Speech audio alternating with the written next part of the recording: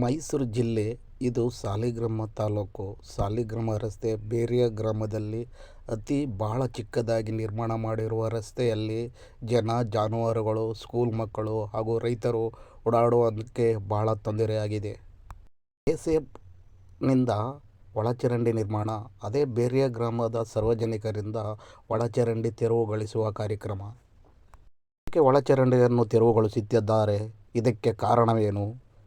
ಅಧಿಕಾರಿಗಳು ಬಂದು ಪರಿಶೀಲಿಸಬೇಕು. ಸರ್ಕಾರಿ ಹಣ ಪೋಲಾಗುತ್ತಿದೆ.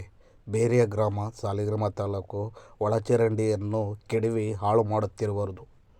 ಬೇರೆಯ ಗ್ರಾಮದಲ್ಲಿ ಜನಪ್ರತಿನಿಧಿಗಳೇ ಇಲ್ಲ ಅಂತ ಕಾಣಿಸ್ತದೆ. ಏಕೆ ಈ ರೀತಿ ಮಾಡುತ್ತಿದ್ದಾರೆ? ಬೇರೆಯ ಗ್ರಾಮದಲ್ಲಿ ಬಸ್ಸಿಗಾಗಿ ಪರದಾಟ, ದಿನನಿತ್ಯ ಕ್ಯಾರ್ನರ್ಗೆ ಹೋಗ್ಬೇಕಾದ್ರೆ ರಸ್ಸು. ಬೇರೆಯ ಗ್ರಾಮವ ಏನಾಗಬೇಕು ಅಂತ ಗೊತ್ತಾಯ್ತಾ ಇಲ್ಲ. ಬೇರೆಯಲ್ಲಿ ಜನಪ್ರತಿನಿಧಿಗಳೇ ಇಲ್ಲ ಅಂತ ಕಾಣಿಸ್ತದೆ. ಹಾಗೂ ಸಂಬಂಧಪಟ್ಟ ಅಧಿಕಾರಿಗಳು ಬಂದು ಪರಿಶೀಲಿಸಬೇಕು. ಇಂತಿ